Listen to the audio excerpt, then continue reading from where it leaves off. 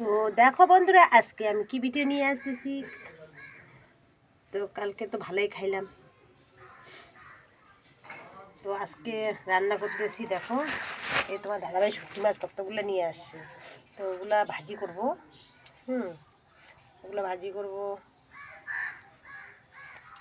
ওগুলো হচ্ছে কি বলে, লবণ শুটটা নাকি বলে। তো এগুলো শুটটা নিয়ে আসছে, তো বেচছি। দেখো, শুটকিগুলো ভাজি করব, তো কাইটে নিতে হবে।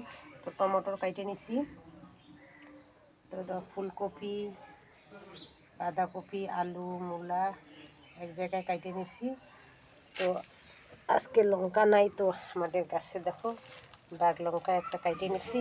তো একটা লঙ্কা দিয়ে অনেকজন খাইতে পারবে। হ্যাঁ, খুব ঝাল। তো